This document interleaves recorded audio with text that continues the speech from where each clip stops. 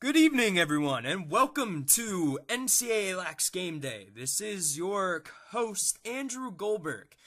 Remember, you can tweet at us at NCAA Lax Game Day, at Goldberg, and at John_A_I Devaya. Today, we have a very special guest taking some time to talk with us during his very hectic schedule.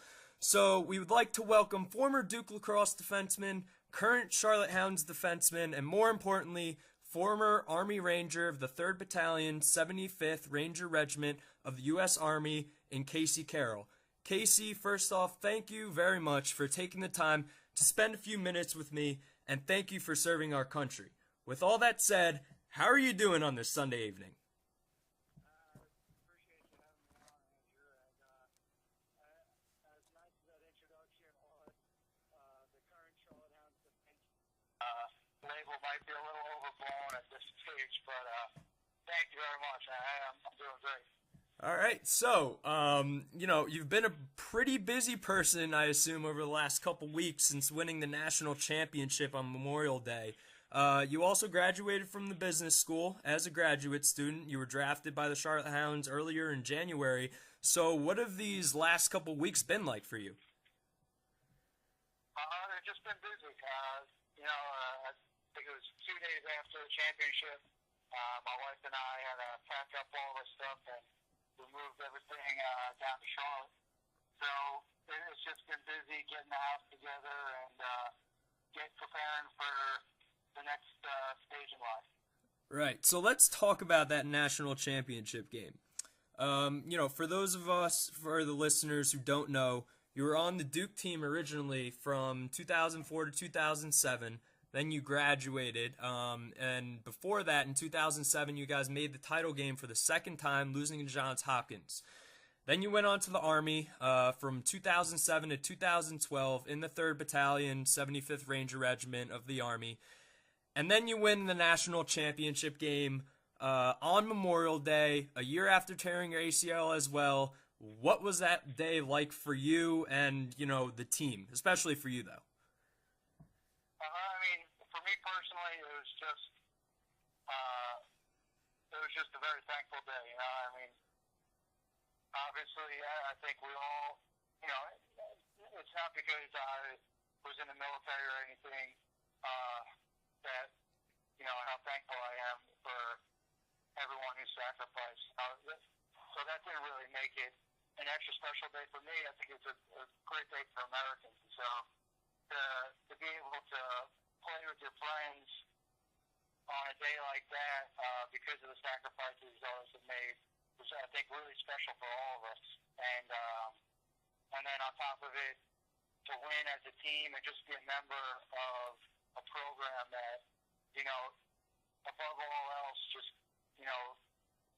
creates teams that really care and love each other more than anything else. I think that's what made it special for all of us, to just be a part of that team and to be able to do it on such an important day for America every year. Right, so obviously Memorial Day is when we commemorate all the brave men and women who serve our country and allow us to live our lives, in the truest sense of the word, of freedom. But let's go back a little bit into, I guess, back when you were getting recruited. So you're coming out of Baldwin, New York. You're getting recruited by Duke, and I'm sure, any name it D1 program. And I read a story done by Laura Keeley from the News Observer that your dad was a fireman. I think he's retired now. If I read correctly, your family's pretty patriotic. At the end of your senior year, you would talk to then assistant coach Kevin Cassis about Duke players in the Army.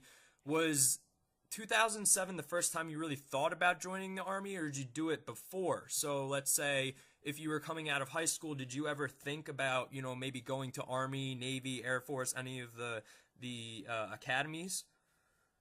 Yeah, certainly not. That was the decision I made after my senior year of college. Was a long time in the making. So, like you said, my dad was New York City fireman, and now both my older brothers are New York City firemen. And all three of them had served in the Navy. So I was lucky to grow up in really patriotic family that really taught me me how to appreciate, all that we have. And so I'd always had interest in the military, and particularly after 9/11, my junior year, I made a decision that, I really wanted to go into the military at some point, but given the opportunities I had to go to a great school at Duke and play lacrosse, I decided to put that off for a little while. And so, just like through my whole college career, I'd always, thought about what I wanted to do in the military and all that sort of stuff. And by the time halfway through senior year rolled around, when Jimmy Regan had been killed, kind of narrowed it down to the final stages of what specifically I wanted to do in the military. Right. So, obviously you enlisted, and I know lacrosse was on the back burner of your mind out in the field for the most part. But when you came back and you kind of, I guess you were talking to Coach Danowski at the time, what was that like? And also, your skills must have been really rusty. I mean, 4.5 years off. I read, I think in the same News Observer story that Matt Danowski actually sent you sticks, but you barely used them. They got more use as button pushing than actual lacrosse skills. So how rusty were you, and what was the adjustment period like coming back from that? Because obviously you're in tip-top shape, but you're not really in lacrosse shape, and you haven't touched a lacrosse stick in, 4 years.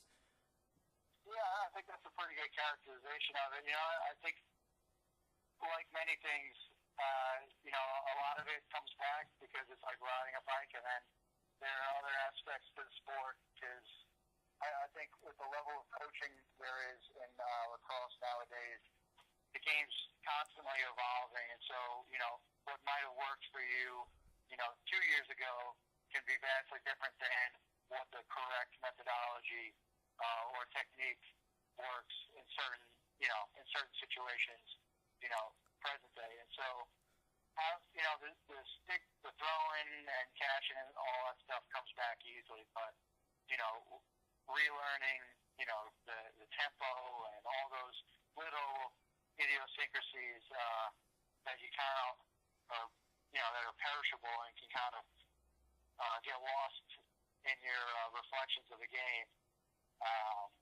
Those take a little while to get back.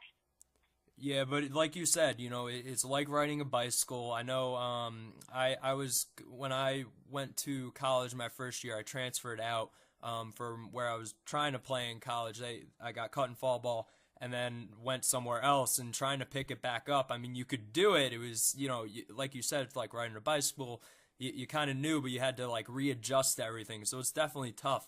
In 2013, you come back that first year, and you're practicing, everything's going fine, I guess, and then you tear your ACL.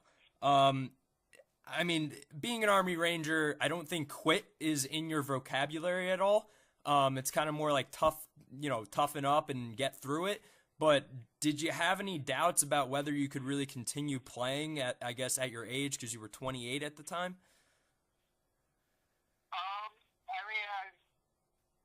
It's a really good question. Everything's really in perspective, especially to be so lucky coming out of the military with no, major injuries or bumps or bruises. Right. To tear an ACL, that's really merely a hiccup compared to a lot of the other things guys go through. And so, like a lot of athletes, it's just, not if you're going to get back up, but, when you get back up. And so, I don't know, it was a decision that more came down to, if I still had the same opportunity next year, with the second kid already on the way, would my wife still support me, and would it be something, a dream that I still wanted to pursue?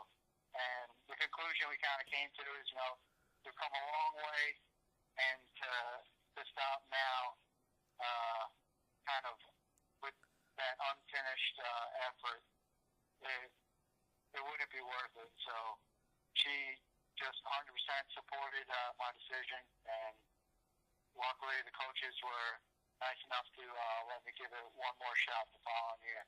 So did you treat your wife out to a very nice dinner for thanking you for doing that for you? Because, I mean, you got a catch there, Casey, and a wife that would let you, you know, your second kid's coming on the way, and she says, you know what, devote your life to lacrosse. This is kind of maybe your last chance. Go for it.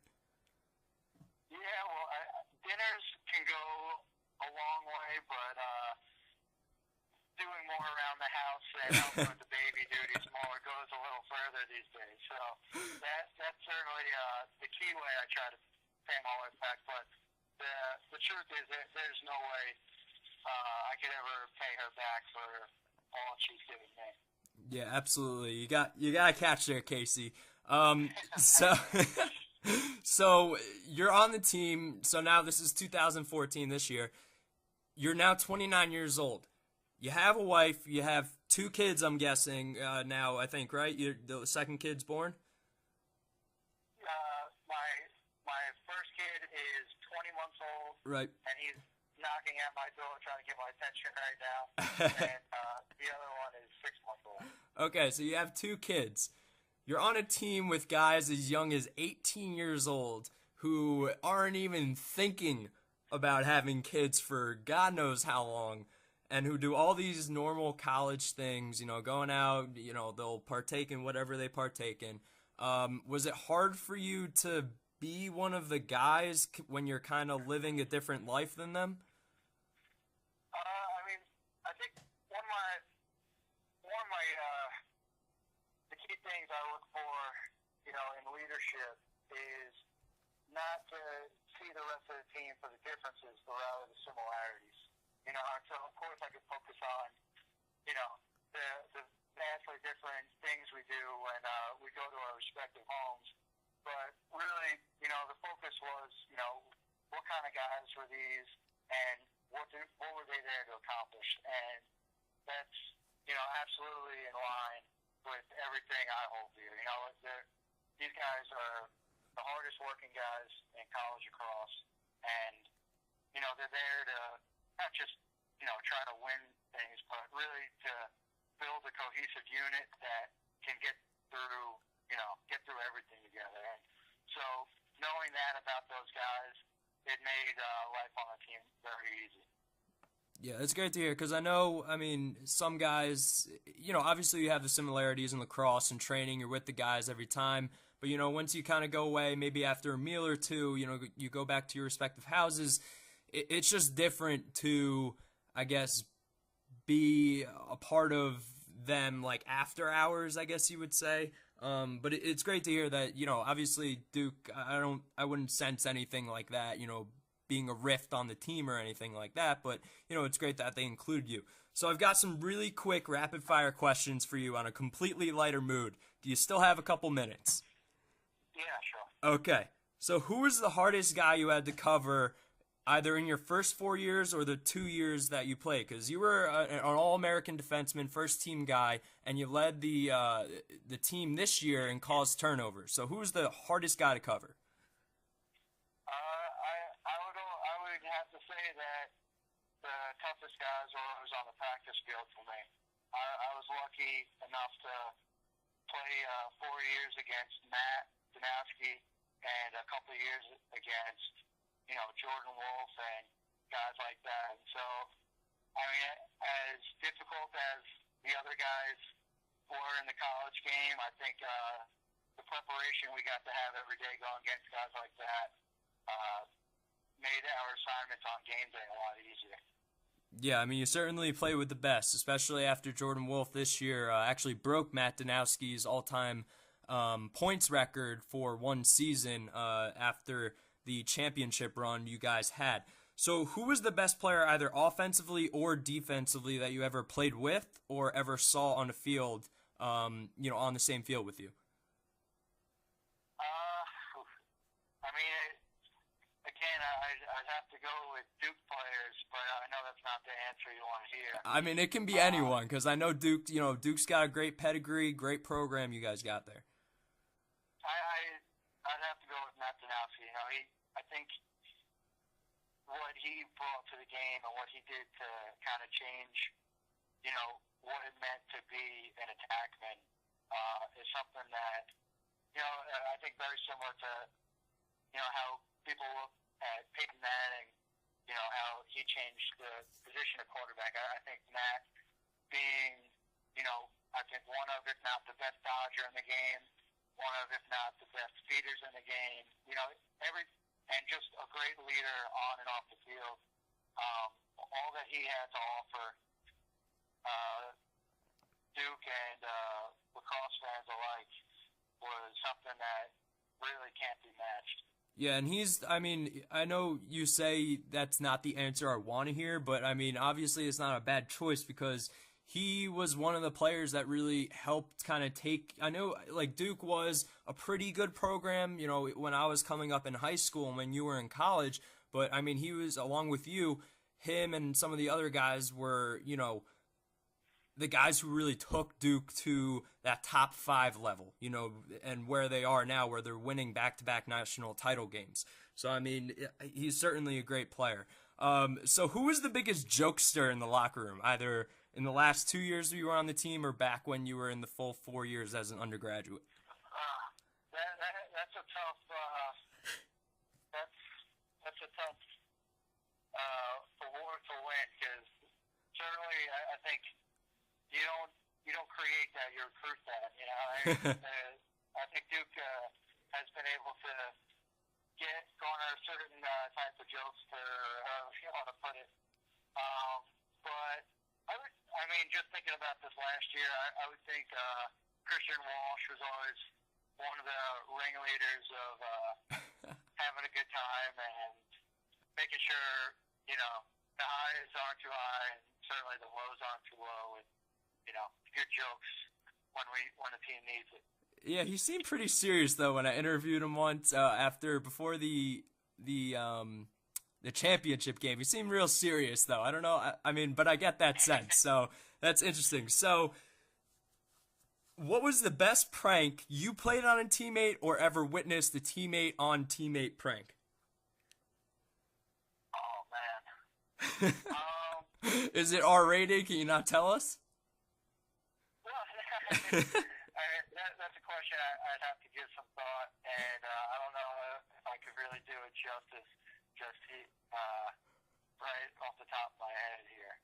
Okay. But if necessary, I could get back to you on that. All right. And last question. Actually, Greg. Sorry, go for it. 2 years ago, senior Greg Beluca, he always had some good pranks. It generally involved, hiding things in the lockers to, pop out at you, or putting, I forget the name of the cream or whatever, but it's basically like, I don't know, like putting something on like your mouthpiece, so either your mouth is like burning or... Oh, like put icy hot on someone's stuff? Yeah, stuff like that. Oh, that's a good one. That's the most appropriate thing I can out there for. All right, last one for me, and then we'll let you go. Favorite Coach Danowski story? Oh, man. That's awesome. Geez, that's a tough one. Because the only one I had heard from, I was actually watching some of the tutorial videos, because I help coaching here in Jersey for Chatham, is I think back from when he was playing or his first year as an assistant, I think in New York for a high school team, was they had 6 balls, and for the whole entire practice. For every ball that didn't come back at the end of practice, they had to run like 2 or 3 like cross-country runs around the whole entire campus. And one time, they had 5 balls and they couldn't find the last one. So, all the kids, they're all doing stuff, and the coaches go back, and, Coach Danowski showers and everything, and he actually takes he feels something in his jacket pocket, and it ends up being the last ball. And he never told anybody about that. Well, it's out there on the internet now. Yeah. But yeah, that's pretty awesome. Yeah, I don't think I can top that one. You can't top that one. All right. Well, that's it for me, Casey. Again, thank you very much for taking the time out of your busy day. You're working now in the real world. You got 2 kids and a wife to take care of, And, obviously thank you for, sharing your journey from lacrosse player to American soldier back to a lacrosse player. I truly appreciate you doing this, and, obviously for serving our country, and I wish you all the luck in the MLL if you play, and as well as whatever future endeavors you embark on, for the rest of your life. Well, thank you, Andrew. I really appreciate it, and really I'm a big fan of your program, and I just wish you the best of luck in the future as well. Yes, thank you very much. You can tweet at CaseyJC37, and of course you can tweet at us at NCAA Lax Game Day, at Goldberg, and at John_A_I_Devaya as well. Have a good night, everybody.